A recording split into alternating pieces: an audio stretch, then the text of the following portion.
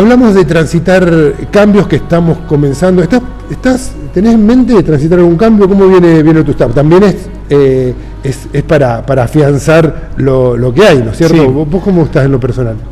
Pensando en el cambio, en la palabra cambio, se me ocurre algo que hay una frase que dice: lo único permanente es el cambio, ¿no? Muy buena. Aunque parezca paradójica, es paradójica, es contradictoria, pero realmente lo único que cambia, lo único permanente es el cambio. Lo único que perdura son los cambios. Son los cambios. Estamos en cambio continuo. Sí. O sea, tenemos que adaptarnos a esos y saber que es así. Sí. Eso Inclusive es. Cuando hablamos, por ejemplo, nosotros hemos tocado en un programa el tema de la identidad, y le hemos definido a la identidad como algo que viene de idem, algo que es muy parecido, algo que se repite, algo que es igual a sí mismo. Y cuando aún pensamos en el tema de la identidad, estamos pensando en una cuestión muy dinámica y muy flexible. Así, por ejemplo, cuando hablamos de una identidad muy rígida, muy inamovible, hablamos de una persona que está condenada a perecer rápidamente o a sufrir, a instalarse mucho en el sufrimiento, ¿no? Bien. Hasta en eso, ¿no? Como decir, bueno, prácticamente cuando hablamos de identidad, un sello casi genético que viene de generación en generación, hasta que por ahí nacemos con eso. Bueno, si no lo adaptamos a lo que vamos viviendo, sí, hasta estamos condenados a sufrir si no somos flexibles y no vamos desarrollando ciertos cambios a lo largo de nuestra existencia, ¿no? ¿Viste cuando uno es chico? Más que nosotros somos de pueblo, por ahí, ciudades pequeñas, no, yo no quiero cambiar. No. ¿Viste cuando vos decís? Exacto. Sos un niño, no, a mí nadie me va a cambiar. Yo soy así. Yo soy así. Bueno, nada más, nada menos que es eso, la descripción de la identidad. Cuando uno es niño, cuando uno es adolescente, estás describiendo tu propia identidad. Yo no quiero cambiar mi esencia. Ojo, eso no es solo niños y adolescentes, hay gente grande que tiene como catálogo yo soy así. Claro. Y el problema aparece ahí, ¿no? Claro, el problema es de los demás, que yo soy así. Claro. Me tienen que aceptar tan cual soy. Los demás que son el mundo de ellos. Claro, el mundo que quiere enterrar, claro, ¿no? Un ego importante. Claro, y sí. Bueno, pero ahí está el tema, ¿no? Es decir, cuando uno espera demasiado de lo demás y de los demás, aparecen los problemas, ¿no? Cuando uno espera del otro. Ni siquiera demasiado. Sí, cuando ya esperas un poquitito ya empieza la frustración. Por eso generalmente hay que tener mucho cuidado con el tema de las expectativas, ¿no? ¿Sí? Porque lo que frustra no es el hecho en sí del otro, sino lo que yo esperaba de él. Sí. Que me decepciona. Sí, es así. O me fallaste. Claro. O no esperaba esto de vos. O te equivocaste. O por tu culpa. O esa es peor. Por tu culpa es lapidaria, es ¿no? lapidario. Es lapidario. Y hablando de cambios, creo que lo que vivieron en este último congreso de psiquiatría, el tema de que ya se esté tocando la biodescodificación es un cambio y un paso importantísimo. Sí, por suerte la psiquiatría está incorporando muchísimas herramientas, muchísimas técnicas nuevas. Hemos desarrollado en uno de los programas el tema de mindfulness, ¿sí? Como una cuestión de la actualización de la vieja meditación y aprender a respirar conscientemente. Mindfulness son técnicas de respiración y una introducción a la meditación, no empezar a conectarse. O sea, no lo hablan desde la conexión con el ser, sino desde técnicas de respiración como para bajar el nivel de estrés, la ansiedad, la adrenalina. Así es. Lo que hoy por hoy se está haciendo, por ejemplo en Europa, con el tema de mindfulness, es prácticamente en todos los lugares sanatoriales, en todos los lugares médicos básicamente. Ya cuando vos arrancás con un equipo terapéutico en salud mental, los propios terapeutas ya hacen mindfulness, aunque sea 5 o 10 minutos. Que es como vos decís, es respirar, es una toma de conciencia para desarrollar una atención plena. Mindfulness atención plena. Atención plena.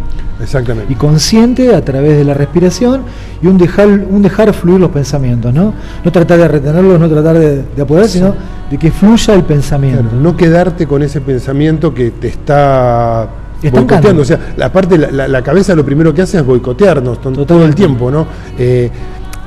El cerebro, su funcionamiento es la supervivencia. Es la supervivencia y a través de esa supervivencia hace todo hasta lo imposible. Entonces, en base a mantener la supervivencia, solo se basa en lo conocido, en lo lógico, en lo que tiene como concreto. Sí. El cerebro tiene una cuestión de acomodarse o de buscar la comodidad, Bien. de buscar lo confortable, ¿no? De no salirse de lo conocido. Sí. Por eso yo creo que una de las herramientas básicas es el tema de la utilización de la mente. ¿Sí? La mente es precisamente el tema del funcionamiento de nuestra estructura anatómica cerebral. Cuando vos pensás cuál es la diferencia entre cerebro y qué es mente, básicamente es esto, ¿no? La mente sería como una especie de accionar la cuestión funcional de nuestro cerebro, que sería nuestra cuestión más morfológica, Claro. más biológica, ¿no? O sea, la mente sería como el software. Exacto, y el hardware... Y el hardware es el cerebro, es más es lo físico. Perfecto. Bien. Es decir, y lo que busca por ahí el tema del cerebro en sí mismo, o la cuestión mental, es por ahí instalarse en algo cómodo, en algo conocido, es decir, que no te sacudan de lo que vos conocés. Y hoy por hoy, con la prolongación de la vida, uno de los grandes desafíos es precisamente hacer todo lo inverso, todo lo contrario, porque sabemos hoy por hoy que, por ejemplo, en el tema del Alzheimer, el gran drama que se viene para la gente que va a vivir mucho, que tiene, bueno, ya recordemos, el Alzheimer tiene como dos comienzos, uno a los 60 años, comienzo muy precoz, otro comienzo generalmente más masivo, que es alrededor de los 80 años, por eso no podemos hablar tanto de Alzheimer como una demencia presenil, porque el gran comienzo del gran porcentaje de los Alzheimer son alrededor de los 80 años. Una de las grandes salidas, o más que salidas, prevención del Alzheimer está vinculada al impactar a nuestro cerebro con nuevas rutas, ¿no? con nuevas vías, Nuevos desafíos. con nuevos desafíos, Sí. Dejar de hacer siempre lo mismo, conocer gente, Aprender un idioma, leer, hacer crucigramas. sí, permanentemente Actividades. Actividades cerebrales que son tan fundamentales. Sobre todo aprender cosas. Sí, Es muy útil eso para el cerebro.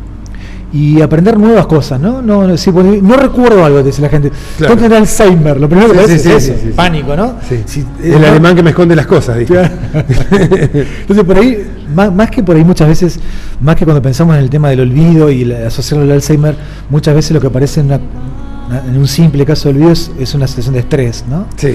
No sé, tensional, Sí, donde sí, por sí. ahí uno no está con... O distracción. Sí, distracción, por una simple distracción, o por uno no está enfocado, A pleno. no está concentrado, no está con esta atención a pleno. A Ya pleno. que nombramos el tema del mindfulness, Sí. es una herramienta esencial para el tema por ejemplo, el tema del estrés que vos nombraste, ¿no? Claro. Para Porque tratar básicamente el tema del estrés. Me olvido dónde dejé las cosas, pero estás con eso en la mano y pensando en algo y con el celular en la otra contestando quizás algún mensaje y entonces estás haciendo otras cosas. Es lógico que te olvides Obviamente. algo en algún lado o de hacer algo en el camino que tenías destinado a hacer. Exactamente. Por eso cuando pensamos en CAM, CAM, Sí. el M es la memoria, es lo último, pero ¿qué hacemos con lo previo? ¿Qué hacemos con la concentración? ¿Qué hacemos con la atención plena? O si no hay atención plena, ¿qué hacemos con la concentración? O lo que vos dijiste, una distracción.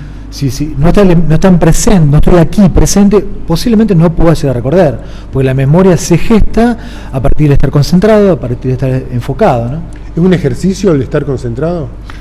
Sí, es una práctica que requiere mucha energía, ¿no? El estar concentrados, el estar atentos. A quien le cuesta leer, por ejemplo. Sí, inclusive hay causas con el tema de la distracción. No solamente cuando uno pensás en la vieja estructura mental psiquiátrica de hace no tantos años, 10, 15, 20 años, donde, no sé, un chico distraído. Ya diagnosticarlo con déficit de atención, Sí. o un hiperkinético con déficit de atención, y ese ya tiene un problema. Hoy por hoy estamos pensando que por ahí ese chico necesita como más estímulo, necesita atención.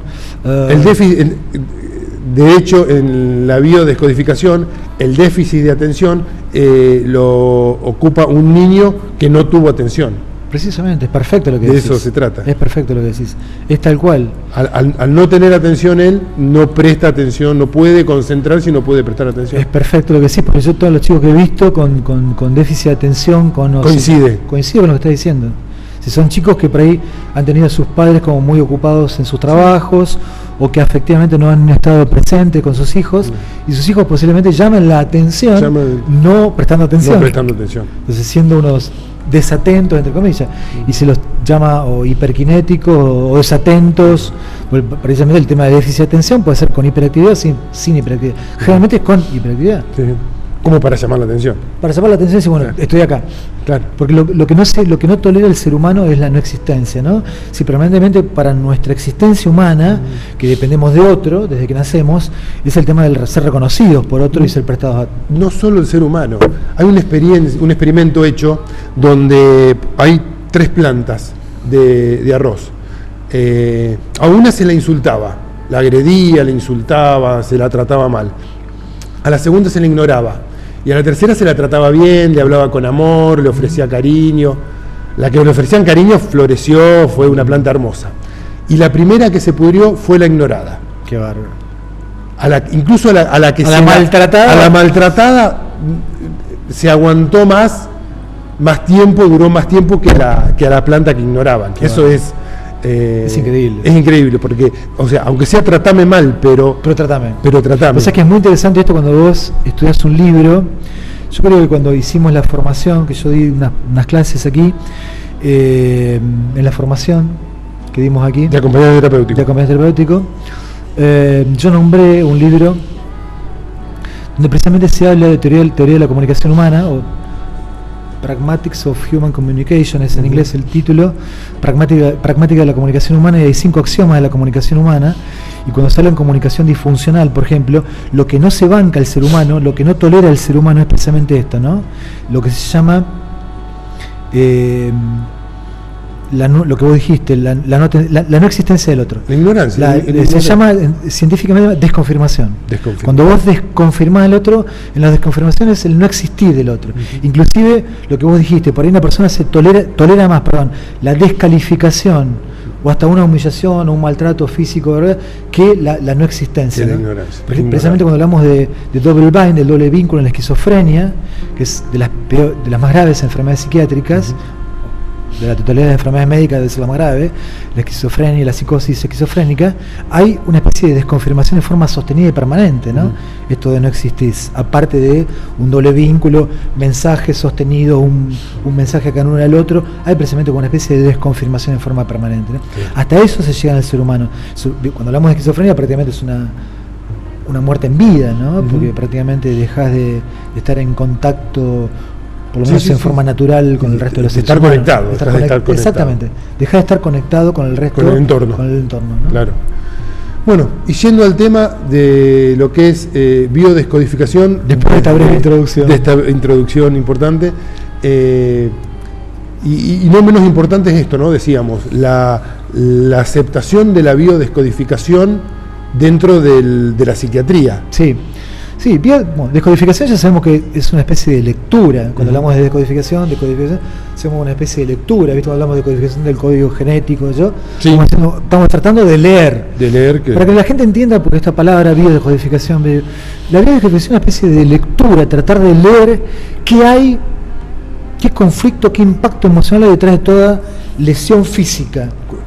Cuando pensamos en algo físico, pensamos básicamente en el síntoma dolor. Todo lo que pasa por el cuerpo físico proviene de una cuestión emocional. Exactamente. Es decir, esto parte a partir de la escuela germánica de Reichhammer, ¿no? Cuando él decía que detrás de toda problemática importante, él hizo su estudio básicamente en cáncer, con las 5 leyes del hierro y todo lo demás. Bueno, cuando él hace toda esta historia de sus estudios tan profundos, él dice, prácticamente no existe una enfermedad donde no existe el componente emocional, afectivo detrás, ¿no? Y tenemos una plaquita con la definición de lo que es la biodescodificación. Léelo y te escucho, dale.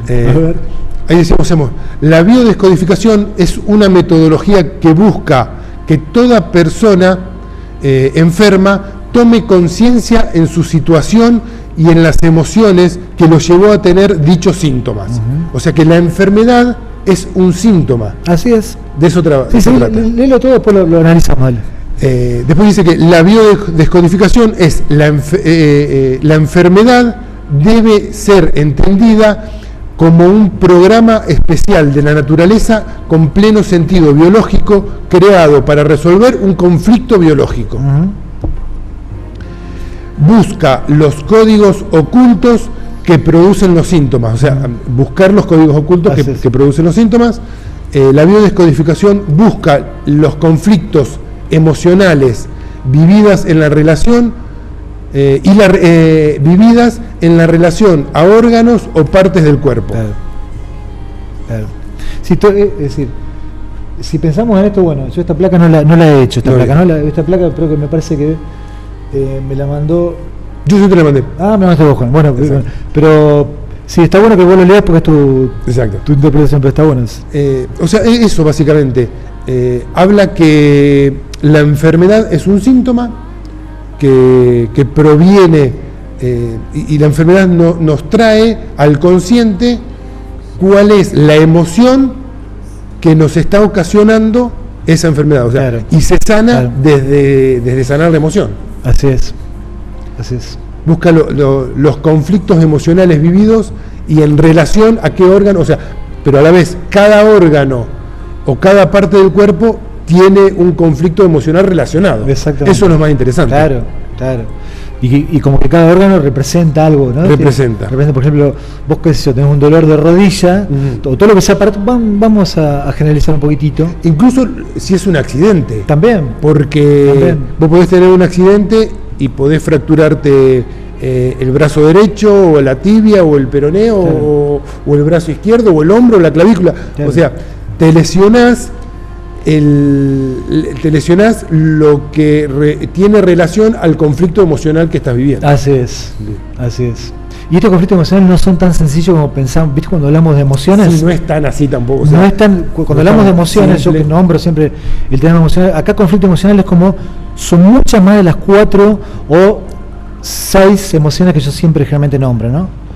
Acá dentro del conflicto emocional aparecen también vinculados al tema de el destierro, claro, al tema de las esperanzas, el abandono, al tema del abandono, al tema de las incertidumbres, al tema de los rechazos, el conflicto emocional, la escasez, la abundancia, el exceso. Sí, está muy vinculado a lo que han traído nuestros ancestros. Sí. Por eso después yo te voy a hablar sobre 3 elementos, que yo te lo creo que te la mandé a la plaquita, 3 elementos donde aparece, para que la gente entienda un poquito más lo que es biodecodificación, ¿no? Pero aparecen muchas cuestiones vinculadas a cargas emocionales que superan el tema de las 5 o 6 emociones básicas, ¿no? Como siempre nombramos, y que hemos desarrollado en varios de nuestros programas, el tema de las emociones básicas positivas y negativas. Ya que nombrás el tema de rodillas, o podés nombrar, qué sé yo, tobillos o cadera, o articulación de la cadera, músculos en general, por ejemplo, de miembros inferiores. Todo lo que sea aparato locomotor inferior está vinculado, por ejemplo, al tema del progreso. Entonces, un dolor crónico, hay que aclarar esto, ¿no? Cuando hay una problemática aguda, por ejemplo, una enfermedad aguda, una problemática aguda, el poder lo tiene el médico. Dice, bueno, tengo una faringitis o algo que se resuelve muy rápidamente, hay gran poder, aparece el poder médico. Pero en una patología crónica, el poder lo tiene el paciente, básicamente. Bien. Entonces, uno como médico tiene que acompañar al paciente hasta adaptarse al paciente y no pretender que el paciente tome nuestra forma, ¿no? Que la cuestión líquida, los amores líquidos de Simon Bauman, ¿no? El doctor amor líquido, él tiene que acomodarse a lo que yo sé. Claro. Acá es todo lo contrario. En la enfermedad crónica o en las patologías crónicas uno tiene que tratar de saber qué pasa profundamente, con muchísimas características y hasta cualidades que exceden hasta lo personal. Eso pasa en las patologías crónicas. Es decir, hay muchísimo por leer. Por eso la biodecodificación es tan interesante, ¿no? Muchísimas cosas por leer.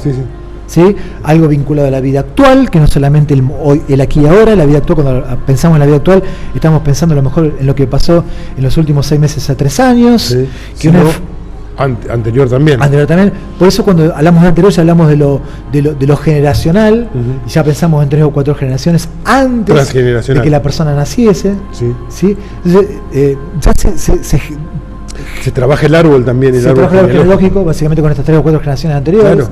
¿Sí? Entonces se habla de una especie de proyecto personal. Incluso hay en la biodescodificación, creo que se le llama gemelos, como un abuelo o un bisabuelo que cumple los años o un mes antes o un mes después, o que lleva el mismo nombre. Eso es muy importante, ¿no? Exactamente, esto está muy buena la pregunta porque, por ejemplo, cuando pensamos desde lo genético, básicamente somos, 100% un producto, una carga genética de nuestros padres, ¿sí? vos sos un 50% de tu madre, un 50% de tu padre. Entonces, vos genéticamente sos eso. Tenés esa carga genética. Tenés esa carga genética. Ahora, si pensamos en lo emocional, en lo afectivo, en lo conductual, en lo comportamental, posiblemente vos tengas, así a lo mejor vos tenés de tu padre un 50%, o en lo emocional, en lo conductual, hasta mucho menos, sí. Un 30% de tu. Pero a lo mejor de un abuelo o de un tetarabuelo vos tenés un 100%. Sí. Y ahí aparece el gemelo, que la gente pregunta, ¿qué es? Hasta mi colega me pregunta, ¿qué es esto del gemelo en la cuestión de la biodecodificación? La biodecodificación es como que nos han puesto en el lugar de un otro, que va muchas veces más atrás, que puede ser un abuelo, un bisabuelo o hasta un tatarabuelo. ¿Sí? Claro. Donde se repite a lo mejor... abuela. Abuela, sí, algo femenino o masculino. O masculino, no es necesariamente claro. Esto es interesantísimo, ¿no? Sí. Entonces vos, conductualmente, comportalmente, no tanto en lo biológico, como te lo repito, lo genético sí, prácticamente eso es una copia de tu padre y tu madre, ¿sí? Sí. No, pero desde lo comportamental, desde lo conductual, hasta tenés mucho más, a lo mejor, en porcentaje de parecido con un abuelo, una abuela, un bisabuelo, un tío, claro. Exactamente. Que a lo mejor con un padre, con una madre, que uno por ahí busca algo, ¿no? Hasta, por ejemplo, nosotros como terapeutas familiares vemos que hay muchas veces lo que se llama un puenteo familiar. El puenteo familiar significa que vos, conductualmente, comportamentalmente muchas veces, vos te pareces mucho más a un abuelo o a una abuela, cualquiera de los cuatro, que a un padre o una madre. Ajá. Esto se llama puenteo, ¿no? Esto en terapia familiar lo vemos muchísimo. Exacto. Y lo que viene arrastrando también es esas emociones, ¿no? que vivió ese abuelo, esa abuela. Claro. Sobre todo acá, en un país donde venimos de inmigrantes. Yo en un trabajo que hice así personal, ¿no? Uno de los clics que me hizo es que el hambre no me pertenece. Yo siempre tuve un conflicto con el tema de la alimentación. Claro. Yo tenía hambre y tenía que comer. Claro. Y saciar ese hambre. Claro. Y una vez en un trabajo que hice me cayó esa ficha, que el hambre no me pertenecía. Claro. Yo de un tatarabuelo de Italia. Y yo tengo mis 4 apellidos italianos. Claro. O sea, mis bisabuelos y mis tatarabuelos vivieron las 2 guerras mundiales. Sí, tomaban sopa de suela. Cuando tenían para comer. Claro, tenían la suela, claro. El zapato para hacer la sopa. Exactamente. O sea, vengo de una herencia que pasó hambre. Claro. Entonces, hasta que pude traer al consciente y decir, yo sé que al mediodía voy a tener mi plato de comida, no me tengo que desesperar y ir ahora por los bizcochos, por una factura, porque llego al mediodía y voy a tener mi plato de comida caliente. Y tampoco esa desesperación por comer todo lo que haya todo el tiempo, porque eso también, ¿no? Porque sé que después voy a tener para comer otra vez. Sí.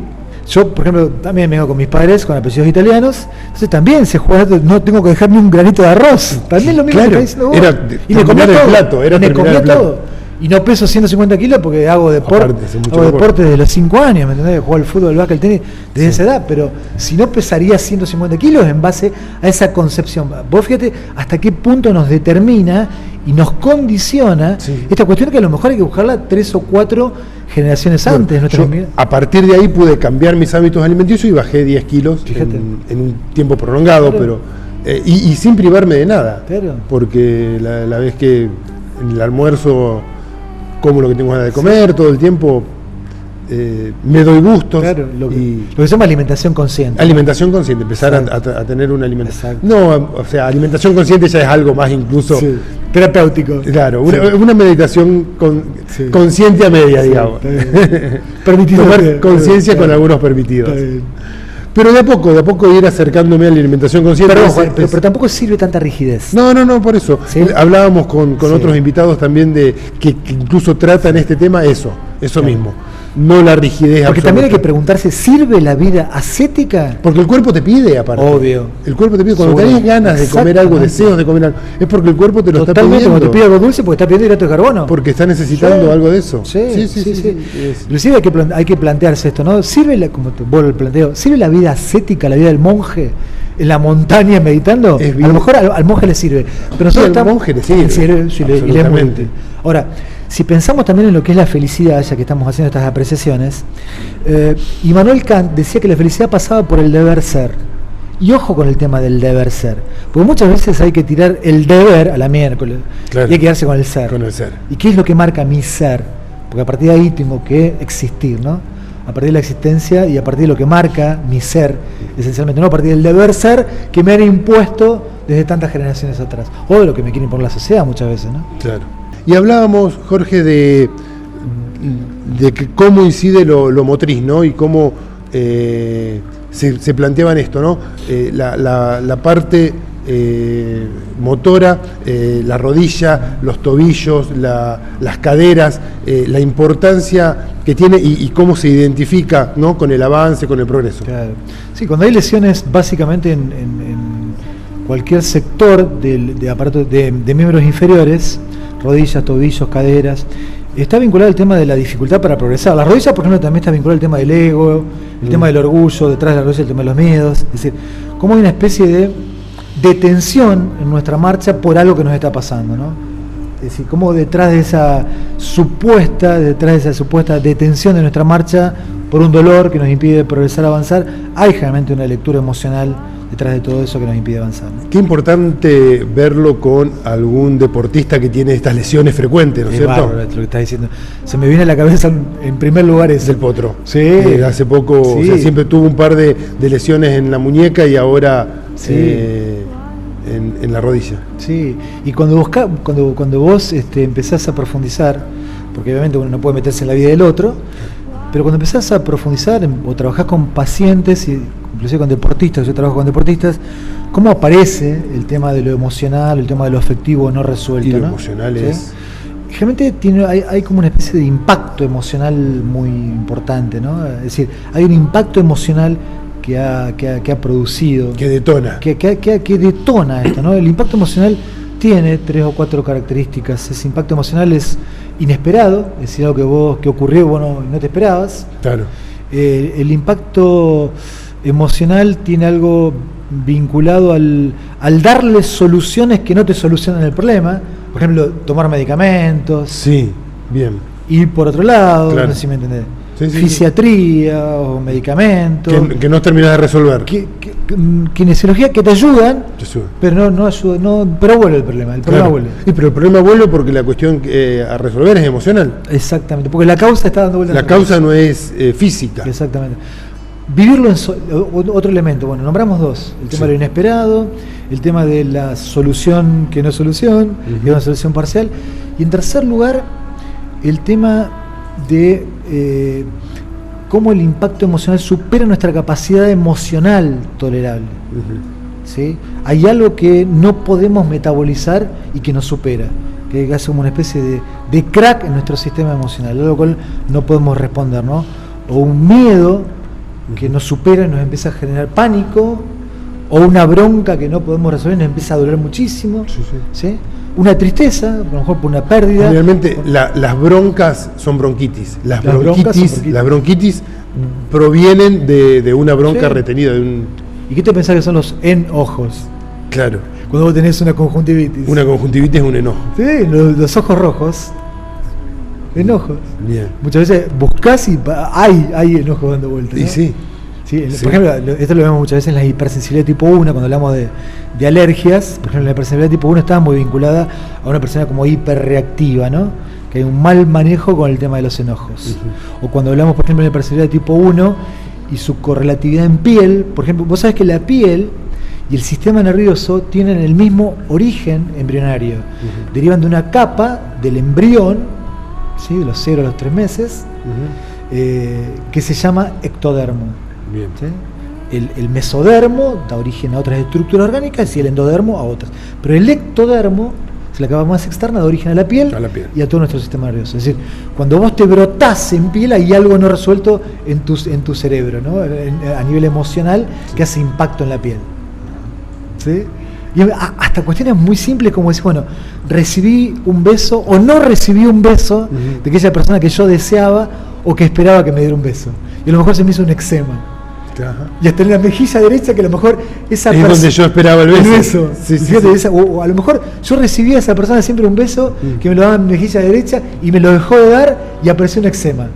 Y ese eczema no solamente aparece a lo mejor por lo que no se dio, sino a lo mejor por el rechazo o a lo mejor alguien que te dio un beso y no lo querías. Qué bárbaro. Es apasionante. Y hay muchas enfermedades de la piel que cada una tiene ahí su... Muchísimas. Por eso generalmente cuando hablamos de piel hablamos yo siempre lo metaforizo. La rosácea.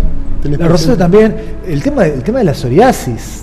La vitiligo, es decir, está vinculado el tema de la palabra cerca. La palabra cerca es un elemento de separación y a la vez cerca nos une. Es como un adverbio, ¿no? Sería como una especie que acompaña el verbo, estar junto o estar separado, ¿no? Cerca es eso, ¿no? La palabra piel uno la puede pensar desde el punto de vista de la cerca como una cuestión que separa o la cercanía de estar en contacto con otro. Es decir, cómo por ahí nos falta ese contacto con el otro o tenemos un contacto con alguien que no queremos tener. Claro. O se están desarrollando y llevando a cabo nuestros deseos.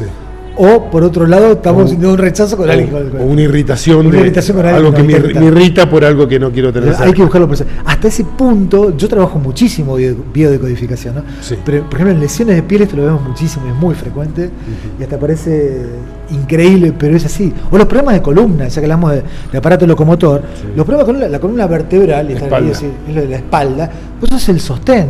Y muchas veces vemos problemas de columna, por ejemplo, en mujeres que llevan adelante la familia y los hijos, y que no solamente tienen hijos pequeños, sino que tienen que llevar adelante toda la estructura. Eso es un dolor en la espalda alta, en la parte alta de la espalda que es carga. Claro, o en la media cuando vos te cargas de mochila de los demás, por ejemplo. Claro. Esto es notable, ¿no? Sí.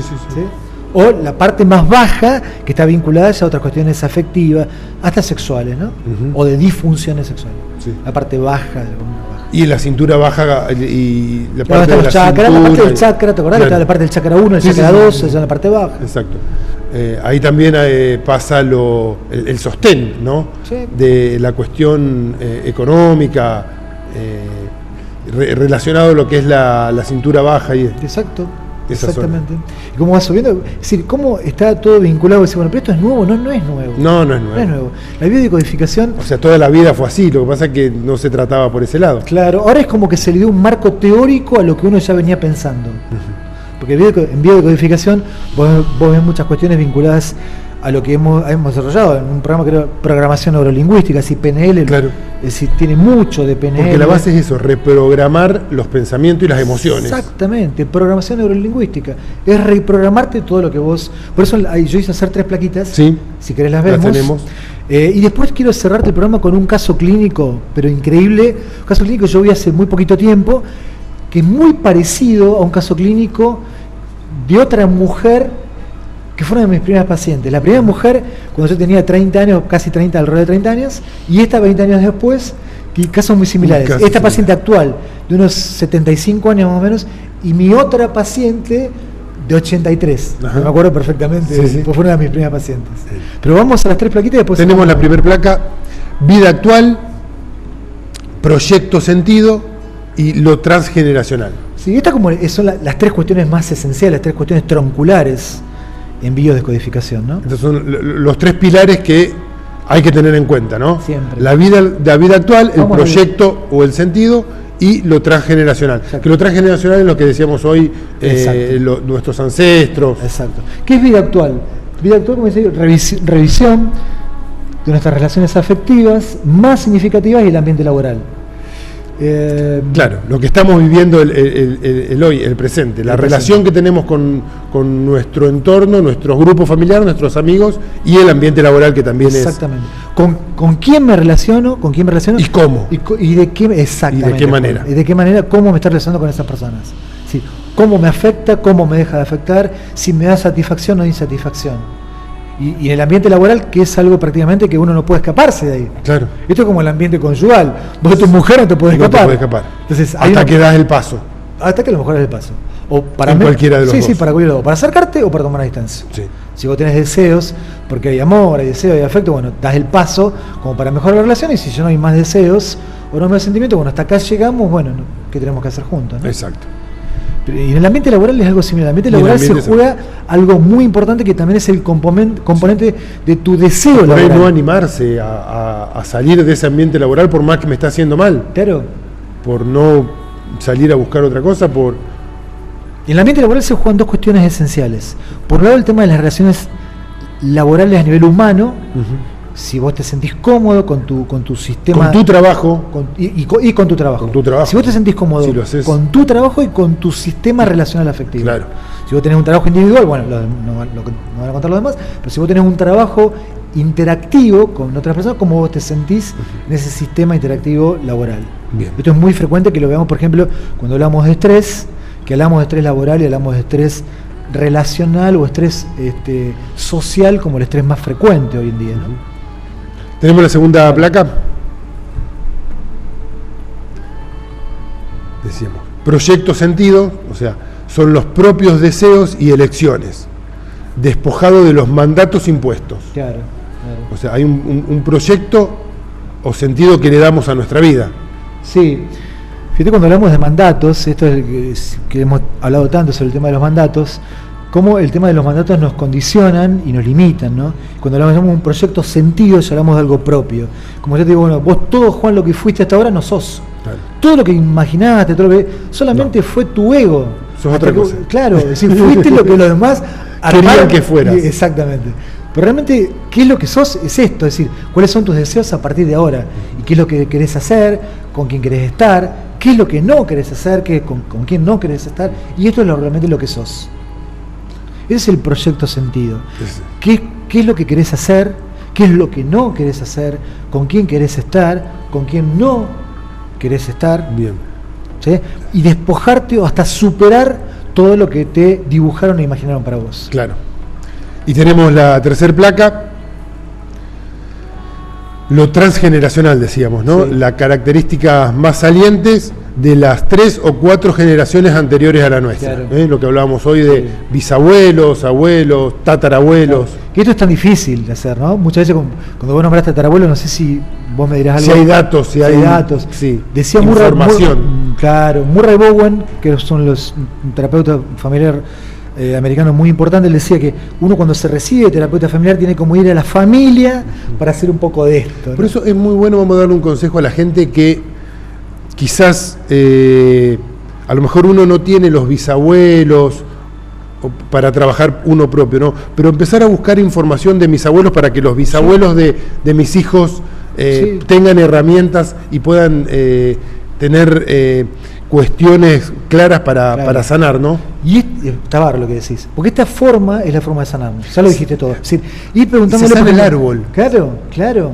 Porque cuando empieza a sanar uno, se empieza a acomodar todo el clan, todo el sistema familiar. Aparte vos pasás a la raíz. Claro. Cuando naciste fuiste allá una florcita, algo, y empezás a bajar, empezás vos a transformarte en el árbol o hasta en las raíces. Uh-huh. Por eso es tan importante sanear las raíces. Porque, por ejemplo, nuestros tatarabuelos murieron. Sí.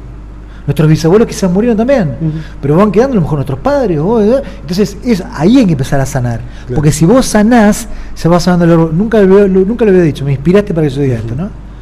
Pero si vos empezás a sanar, empieza, porque el árbol en lugar de crecer para arriba, claro. ¿Viste que los árboles mueren de pie? Acá no. Sí. Acá es como que los árboles mueren de pie si vos tenés un tronco, unas raíces firmes, y esto se puede hacer a partir de vos mismo. Sí. Sí, bueno, ¿qué pasa si puedo charlarlo con si está vivo papá, mamá o algún abuelo dando vuelta? ¿Cómo era el tatarabuelo? Es decir, empezar a ver, y lo que vos dijiste cuando nombrás el tema del gemelo, a lo mejor hasta encontramos un gemelo en lo conductual, en lo comportamental, y que hasta fuimos ese gemelo. Cuando tomás conciencia de que no te pertenece esta actitud, sino que era de tu tatarabuelo, claro.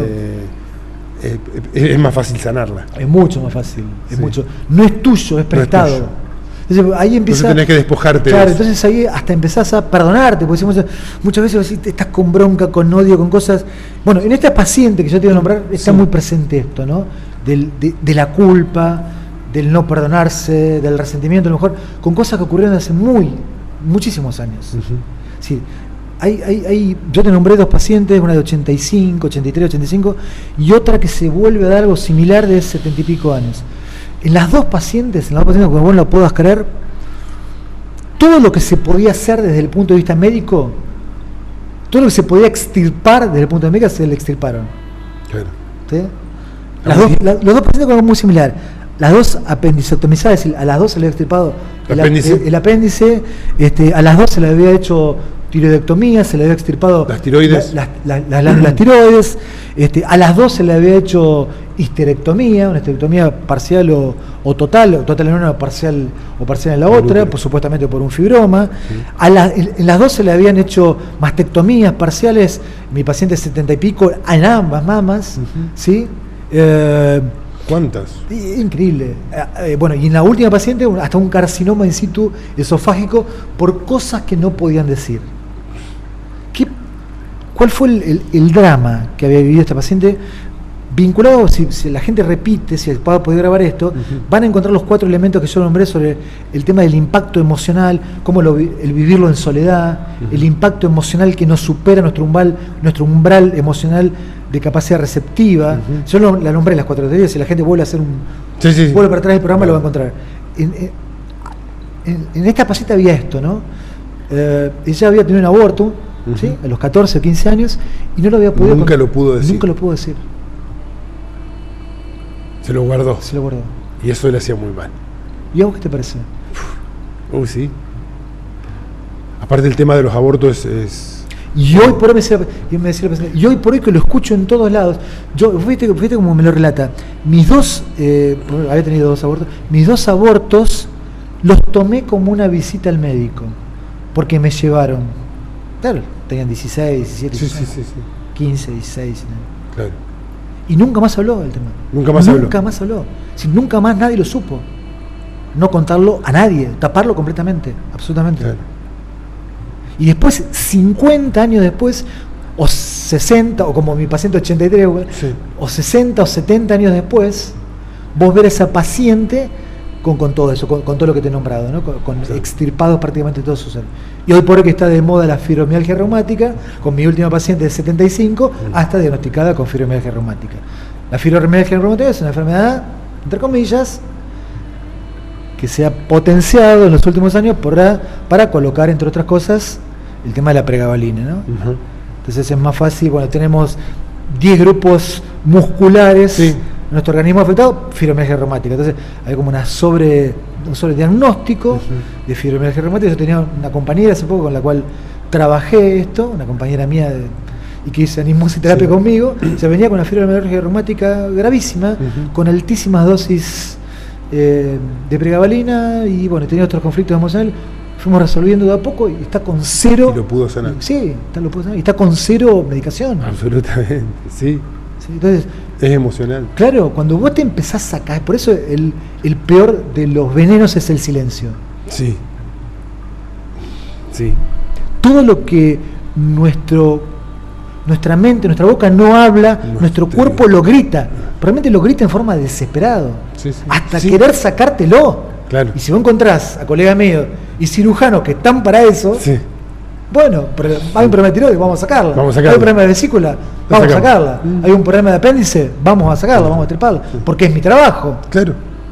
¿Qué me voy a tomar el tiempo? Pero incluso en ese momento hay que sacarla, porque si no se te saca... Si vos buscás el problema, por ejemplo, problemas vesiculares o problemas de apéndice, muy probablemente el 70 u 80% de los apéndices, por ejemplo, son sacados sin un problema consecuente importante.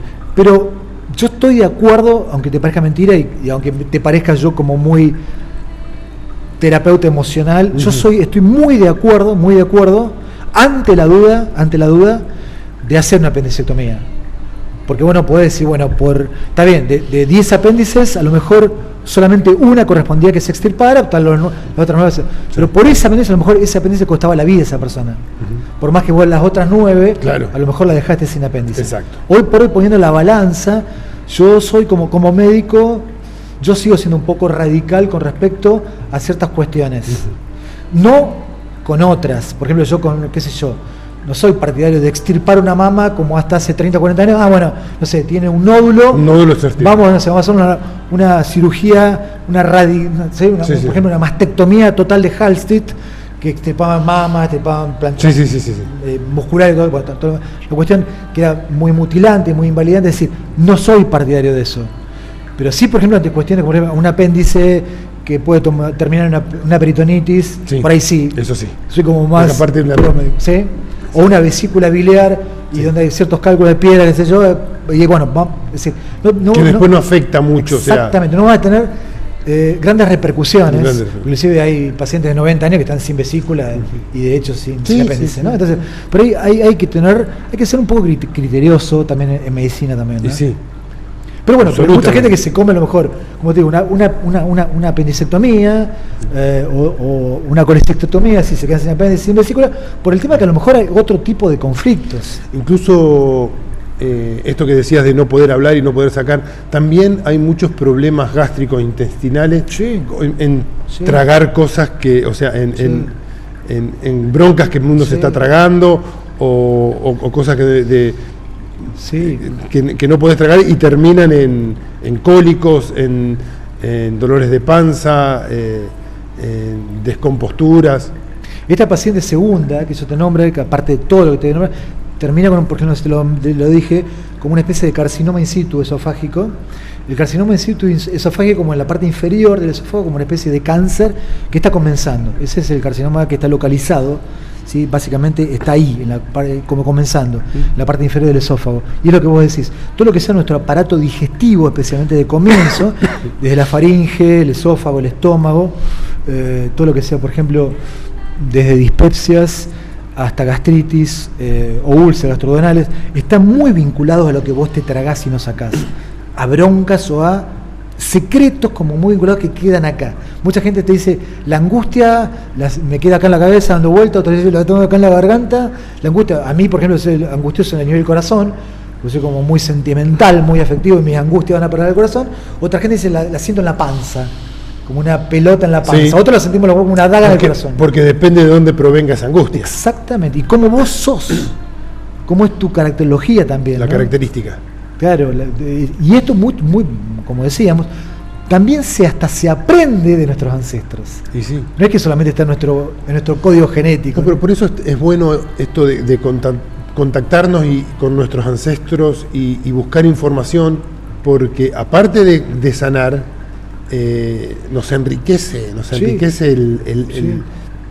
nuestro ser, el tener la conexión, el saber de dónde venimos y por qué venimos y qué es lo que fue de mi, y aparte entender, porque por ahí ponemos culpas. Ha recibido paciente que la culpa era del padre, de la madre, del abuelo, porque la trató así, y él fue de tal o cual manera ese padre o esa madre porque también hizo lo que pudo hacer con las herramientas que tenía en ese momento y con los mandatos que recibió. Sí, es así. Es decir, por ejemplo, la paciente esta última me decía, yo consulté hasta curas, sí, porque ella es muy religiosa, y no me dio ninguna solución. Y yo le dije, mira, yo estoy muy lejos por ahí la cuestión de... Pero es fundamental que acá se trabaje el tema de tus culpas, el tema del perdón, y saber que hiciste lo que pudiste en base a lo que eras a tus 15 años. Claro. Y tenés que perdonarte, porque no sos culpable de nada. El sentirte culpable de todo te llevó a que vos culpes a los demás. Claro.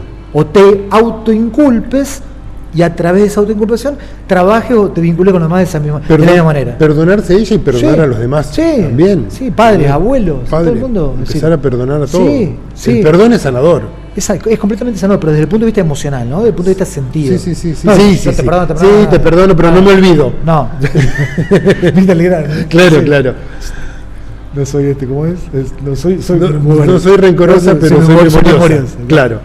Está bien acordarse, pero el perdón tiene que ser sentido. Sí, totalmente. Tiene que estar desde adentro, no guardar el rencor, que ese rencor no nos quede porque nos enferma. Sí.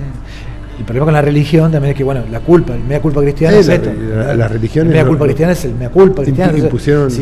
Ya sabemos que la culpa, con la vergüenza y los celos, forman la tríada de emociones negativas. Bueno, el tema de las culpas es completamente destructiva. La culpa está asociada básicamente al pasado, ¿no? Así como los miedos y el pánico está asociado al futuro, que son los dos grandes enemigos de la felicidad. Culpas y miedos. Culpas por el pasado. Culpas también, el pasado cáncer, ¿no? Tantas culpas, ¿eh? Sí. Y tantas broncas y resentimientos y tristeza no saca afuera.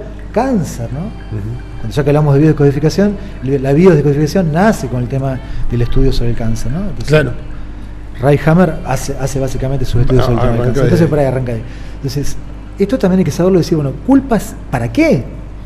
Porque si yo voy a un lugar a buscar más culpas, Sí, sí. o a sentir más culpas, ¿qué estoy haciendo? ¿Para qué? Estoy echando leña al fuego, en lugar de apagar el fuego. Entonces, yo me pongo la paciente como diciendo, yo no soy cura, pero me siento como que estoy haciendo una cuestión casi religiosa sanadora. Nosotros como terapeutas, no hablamos de sanación. No. Preferimos hablar de cura o de curación.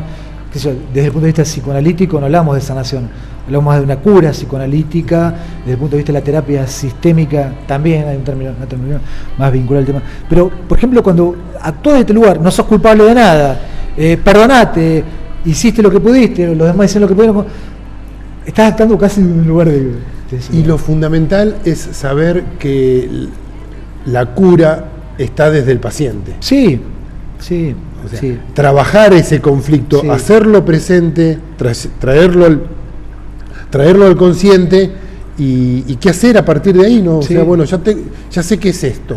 Sí. ¿Qué hago con ese conflicto? Claro, está buenísimo lo que ¿Cómo estás lo diciendo. trabajo? Está buenísimo lo que estás diciendo porque no hay otra posibilidad que ese primer gran paso que es traerlo al consciente. Ah, bueno, hace 50 años tuve mi aborto, 60, no importa. Vamos a traerlo ahora. Vamos a traerlo, por más que te generen angustias. Hoy, o una chica más joven, que vive 35 años, y con vos empezar a trabajar, que hacía a lo mejor 10 años, 15, 20, y las traje, me llené de culpa y de angustia, pero ahora estoy mejor, me dice. Sí. Yo le digo, en una sesión terapéutica, si no hay un poquito de angustia, un poco de movilidad, Sí. la sesión terapéutica No, es nada. no trabajó, claro. trabaja nada. Y ella me dice, ahora estoy De mejor. eso se trata. Te tuve que bancar, me dice la paciente que aparte me conoce de que nació, te tuve que bancar, te conocía, me animé, pero ahora estoy mejor. Si vos trabajás en un sostén de lo que a lo mejor vos trabajás 10 años con un paciente, pero también podés trabajar desde un cambio, que para eso te pagan. Claro. ¿Sí? Para hacer algún cambio de decir, por más que el paciente se enoje y no aparezca más en terapia, Sí.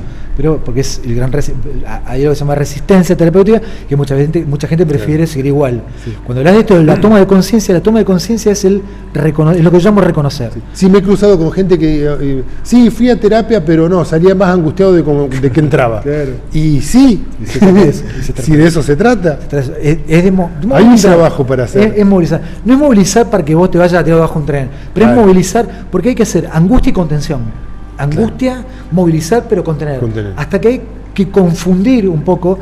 Hay un genio para mí, psicoanalista, que se llama Juan David Nacio, que le decía, yo confundo a los pacientes, hasta los angustio y hasta los confundo. Él es un gran estratega, utilizador de la confusión y de la angustia. Y los pacientes por ahí decían, hasta de mis sesiones psicoanalíticas, los pacientes salen como confundidos, como salen de su estructura, Bueno. y se han estado confundidos, movilizados, angustiosos. Pero eso es Y esa movilización obvio. los Puede hace parecer cambio. reprogramarse. Exactamente, la reprogramación. El primer paso es esto de tomar conciencia, el reconocimiento. ¿Qué puedes hacer frente a eso? Frente a darte cuenta, hasta viene terapia, se llama la terapia del darse cuenta, la terapia gestáltica, que es la terapia del darse cuenta, el awareness. Resistencia, y lo niego. Lo niego, lo que me dijo este loco no lo Está loco, está loco si quiere. Paso número 2, me la banco, hice una toma de conciencia, hice un autoconocimiento, un reconocimiento, un darme cuenta. Paso al segundo paso. ¿Cuál es el segundo paso? Aceptación. La aceptación ya me hago cargo de esto que me está pasando. Pero puede pasar lo otro. Me da tanto miedo, tanto pánico que lo rechazo, no me lo banco. Claro. ¿Sí? Estuve a punto de recibirme, pero no me lo banco. Lo dejé. Y el tercer gran paso es el cambio. Y el cambio llega solo. Como dice el cambio llega cuando se moviliza todo. Cuando se moviliza. ¿Cómo es la frase vulgar? El carro, hay que poner el carro en movimiento, los melones se acomodan. Los melones se acomodan. Sí, es que es así. Pero cuando ya te estás recibiendo, mucha gente que se sabotea y boicotea en esto que se llama, no, prefiero seguir igual. No salir de la zona de confort. No salir de la zona de confort.